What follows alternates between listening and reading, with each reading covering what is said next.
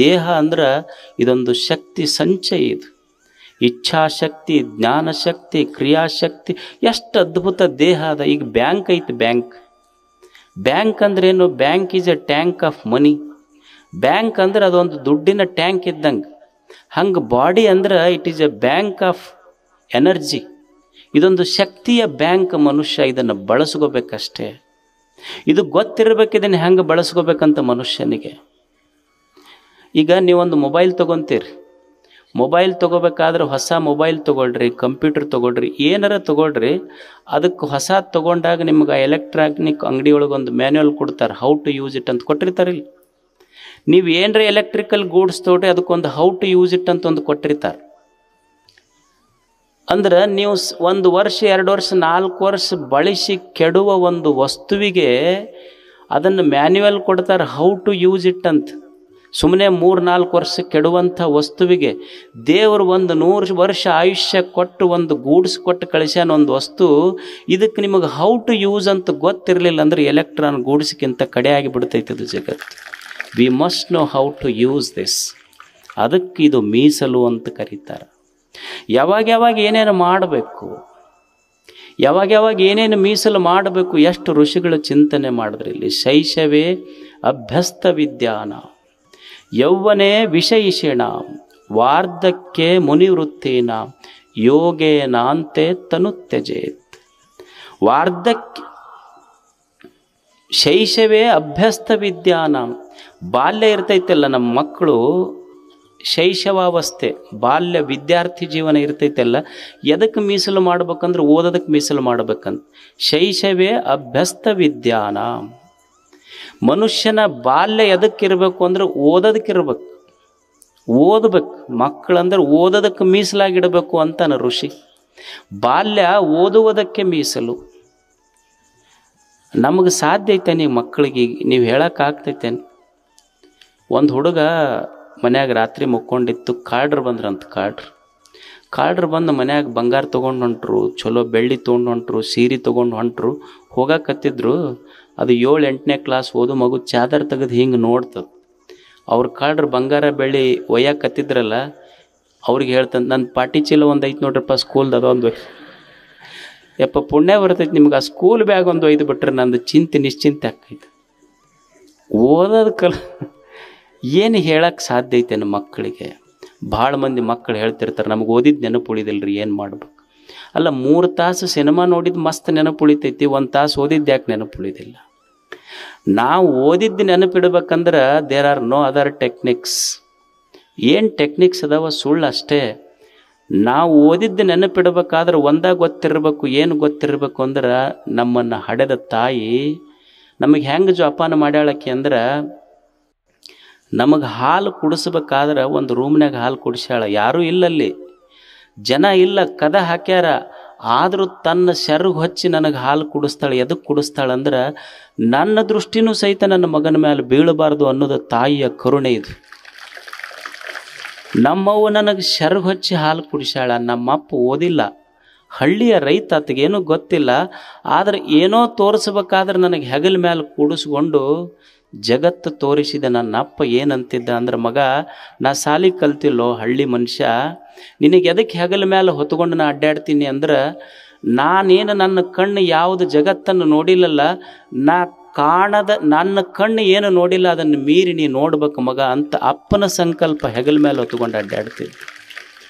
ನೆನಪುಳಿಬೇಕಾದ್ರೆ ಏನೋ ಓದಿ ನೆನಪುಳಿಯೋದಲ್ಲ, ಏನೋ ಟೆಕ್ನಿಕ್ಸ್ ಅಲ್ಲ. ನಮ್ಮ ತಲೆಯಾಗ ನಮ್ಮ ತಂದೆ ತಾಯಿಯ ಶ್ರಮ ಬಂದ್ರೆ ನೆನಪು ಬಂದ್ರೆ ಸಾಕು, ಓದಿದ್ದೆಲ್ಲ ನೆನಪುಳಿತೈತೆ. ಅವ್ರ ಶ್ರಮ ನೆನಪುಳಿಬೇಕು. ಓದಿಸುವಿಕೆ ಮಕ್ಕಳಿಗೆ ಹೊರಗೆ ಇದು ಕಲಿಸ್ಬೇಕು ನಮ್ಮ ಮಕ್ಕಳಿಗೆ. ನಾವು ಹೊರಗೆ ಹೋದ್ರೆ, ಮನೆಗೆ ಬಂದ್ರೆ ಒಂದು ಪುಸ್ತಕ ತರಬೇಕು. ಮನ್ಯಾಗ ಏನಿದ್ರೆ ಪುಸ್ತಕ ಇರ್ಬೇಕು ಯಾವಾಗಲೂ. ನಾವು ಏನಾರ ಹೋದ್ವಿ ಅಂದ್ರೆ ಅವು ಡಾಲು ಗೀಲು ತೊಗೊಂಬಂದು ಮನೆ ತುಂಬ ಮಂಗ್ಯಾನ ಇಟ್ಕೊಂಡು ಕುಂತು ಬಿಡ್ತೀವಿ ಅಷ್ಟ. ನಮ್ಮ ಯಾರ ಕಪಾಟ್ನಾಗ ಒಂದು ಪುಸ್ತಕ ಸಿಗೋದಿಲ್ಲ ಹುಡುಕ್ಯಾಡಿದ್ರೆ. ಮತ್ತು ಪುಸ್ತಕ ಇಲ್ಲಾಂದ್ರೆ ಓದೋ ಹವ್ಯಾಸ ಹೆಂಗೆ ಬೆಳಿತೈತೆ ಮಕ್ಕಳಿಗೆ? ನಿಮಗೆ ಮನೆಗೆ ಹೊರಗೆ ಹೋದಾಗ ಇದನ್ನು ಪಾಲನೆ ಮಾಡೋದು. ಒಂದು ಚಲೋ ಪುಸ್ತಕ ಓದಲಿ ಬಿಡಲಿ, ಸಂಸ್ಕಾರ ಬೆಳಿತೈತಿ ಮಕ್ಕಳಿಗೆ, ಓದ್ತಾವು. ಒಂದು ಚಲೋ ಪುಸ್ತಕ ತಂದಿಡೋದು ಮನ್ಯಾಗ. ಇವತ್ತು ನಿಮ್ಮ ಮನೆಗೆ ಒಂದು ಮಗು ಬಂತು ಅಂದ್ರೆ ಹಬ್ಬ ಮಾಡ್ತಿರಿಲ್ಲ ನೀವು. ನಿಮ್ಮ ಮನ್ಯಾಗ ಒಂದು ಮಗು ಬಂತು ಅಂದ್ರೆ ಅದಕ್ಕೆ ಪುತ್ರೋತ್ಸವ ಅನ್ನಬೇಕು. ನಿಮ್ಮ ಮನೆಗೆ ಒಂದು ಹೊಸ ಪುಸ್ತಕ ನಿಮ್ಮ ರ್ಯಾಕಿಗೆ ಬಂತು ಅಂದ್ರೆ ಅದು ಪುಸ್ತಕೋತ್ಸವ ಅಂತ ಆಚರಣೆ ಮಾಡ್ಬೇಕದು. ಓದಬೇಕು ಮನುಷ್ಯ. ಈ ಮಂಡ್ಯದೊಳಗೊಬ್ಬರು ಅಂಕೇಗೌಡ್ರು ಅಂತದಾರ. ಅಂಕೇಗೌಡ್ರು ನಿಮಗೆ ಆಶ್ಚರ್ಯ ಅನಿಸ್ಬೋದು. ಒಬ್ಬ ಸಾಮಾನ್ಯ ಮನುಷ್ಯ ಅವ ಸುಮ್ಮನೆ ಹೊರಗೆ ಹೋಗಿ ಓದಿ ಹಳೆ ಪುಸ್ತಕ ತೊಗೊಂಡು ಬಂದು ಇವತ್ತು 15 ಲಕ್ಷ ಪುಸ್ತಕ ಸ್ಟೋರ್ ಮಾಡ್ಯಾನ ಅಂಕೇಗೌಡ. 15 ಲಕ್ಷ. ಓದುವ ಹವ್ಯಾಸ ಇರಬೇಕು. ಸ್ವದೇಶೇ ಪೂಜ್ಯತೆ ರಾಜ, ವಿದ್ವಾನ್ ಸರ್ವತ್ರ ಪೂಜ್ಯತೆ. ನಾ ರೊಕ್ಕ ಗಳಿಸಿದ್ರೆ ನಮ್ಮ ಊರಾಗ ಅಷ್ಟ ಶ್ರೀಮಂತ ಅಕ್ಕಿ ನಾನು. ನಮ್ಮ ಊರಾಗ ಅಷ್ಟ ಗೌರವ ಸಿಗ್ತೈತಿ ನನಗೆ. ಊರು ಶ್ರೀಮಂತ ಅನ್ಬೋದು ನನಗೆ. ರೊಕ್ಕ ಗಳಿಸುವುದು ಮುಖ್ಯ ಅಲ್ಲ. ರೊಕ್ಕ ಗಳಿಸಿದ್ರೆ ನಮ್ಮ ಊರಾಗ ಅಷ್ಟ ಗೌರವ ಐತಿ. ಅಬ್ದುಲ್ ಕಲಾಂ ಅವರು ರಾಷ್ಟ್ರಪತಿ ಭವನಕ್ಕೆ ಹೋದಾಗ ಏನು ಲಾರಿ ಒಯ್ಲಿಲ್ಲ, 2 ಸುಟ್ಕೇಸ್ ಒಯ್ದಿದ್ರಂತ. ಒಂದು ಪುಸ್ತಕದ್ದು, ಒಂದು ಬಟ್ಟೆದು, ಮತ್ತು ಹೊರಗೆ ಯಾವಾಗ ರಾಷ್ಟ್ರಪತಿ ಪಿರಿಯಡ್ ಮುಗಿದು ಒಂದು ಪುಸ್ತಕದ್ದು, ಒಂದು ಬಟ್ಟೆದು 2 ಸುಟ್ಕೇಸ್ ಹಿಡ್ಕೊಂಡು ಹೊರಗೆ ಬಂದ್ರಂತ. ಅವರು ಊರಿಗೆ ಶ್ರೀಮಂತ ಆಗಿರಲಿಲ್ಲ, ಜಗತ್ತಿಗೆ ಶ್ರೀಮಂತ ಅನಿಸ್ಕೊಂಡಿದ್ದ ಅಬ್ದುಲ್ ಕಲಾಂ. ಎದಕ್ಕಂದ್ರೆ ಜ್ಞಾನದಿಂದ, ನಾಲೆಜ್. ಓದುವಿಕೆ ಬೇಕು. ಮಕ್ಕಳಿಗೆ ಈ ಹವ್ಯಾಸ ಬಳಸ್ಬೇಕಷ್ಟ. ನಾವು ಚಂತನ ಅದನ್ನು ಮೊಬೈಲ್ ತಿರ್ಕೊಂತ ನಾವು ಕುಂತು ಮಕ್ಕಳಿಗೆ ನೋಡು ಓದಂದ್ರೆ ಅವ್ಯಾಕೆ ಓದ್ತಾವು. ಮಕ್ಕಳು ನಾವು ಹೇಳ್ದಂಗೆ ಕೇಳೋದಿಲ್ಲ, ನಾವು ಮಾಡ್ದಂಗೆ ಮಾಡ್ತಾವೆ. ಅದಕ್ಕೆ ನಾವು ಓದಿದ್ರೆ ಮಕ್ಕಳು ಓದ್ತಾವಷ್ಟೇ. ಓದುವುದು ಕಲಿಸ್ಬೇಕು. ಶೈಶವೇ ಅಭ್ಯಸ್ತ ವಿದ್ಯಾನ ಯೌವನೇ ವಿಷಯಿಷೇಣ. ಯೌವನದಲ್ಲಿ ಮನುಷ್ಯ ಬಾಲ್ಯದಲ್ಲಿ ಓದುವುದಕ್ಕಾಗಿ ಮೀಸಲಿಡು.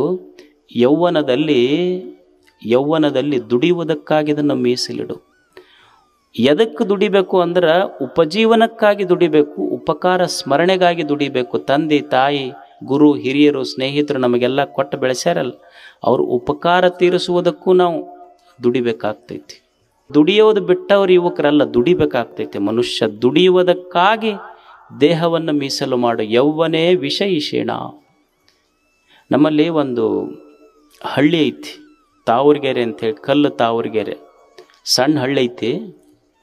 ನಿಮಗೊಂದು ಆಶ್ಚರ್ಯ ಘಟನೆ ಹೇಳ್ತೀನಿ. ಅಲ್ಲಿ ವಾಣಿ ಸೇಕಮ್ಮ ಅಂತ ಒಬ್ಬ ಹೆಣ್ಮಗಳದಾಳ. ಅವ್ರಿಗಿರೋದ ಒಂದು 4 ಎಕರೆ ಹೊಲ. ಆ 4 ಎಕರೆ ಹೆಂಗೈತಿ ಅಂದ್ರೆ ಅಷ್ಟು ಪೂರ ಆ ಊರ ಹೆಸರ ಕಲ್ಲು ತಾವೂರ್ಗೆರೆ. ಅಂದ್ರೆ ಕಲ್ಲು ಇರೋದಕ್ಕೆ ಕಲ್ಲು ತಾವೂರ್ಗೆರೆ, ಗುಡ್ಡ ಐತದ. 4 ಎಕರೆ ಪೂರ ಹಾಸು ಬಂಡಿ ಕಲ್ಲು ಐತಿ. ಇರೋದ 4 ಎಕರೆ ಹೊಲ. ಆ ಹೆಣ್ಮಗಳು ತನ್ನ ಮಗನ ಕರ್ಕೊಂಡು, ಗಂಡನ ಕಟ್ಕೊಂಡು ಕೆರೆಯಾಗಿಂದ ಟ್ರ್ಯಾಕ್ಟ್ರಿಗೆ ಕೊಡಾಕ ಬಾಡಿಗೆ ದುಡ್ಡಿಲ್ಲ. ಕೆರೆಯಾಗ ಅಲ್ಲಿ ಇಲ್ಲಿ ಬಿದ್ದ ಮಣ್ಣ 4-5 ಫೀಟ್ 4 ಎಕರೆ ಹೊತ್ತು ತುಂಬಿಸಿ ಇವತ್ತು ಗಿಡ ಹಚ್ಚಿದ್ರೆ 4 ಎಕರೆನೂ ಮಾವು ಹಚ್ಚಾಳ. 2-3 ಲಕ್ಷ ರೂಪಾಯಿ ತೆಗಿತಾಳ. ಇದು ದುಡಿಯುವಿಕೆ. ಇದು ಹೇಳ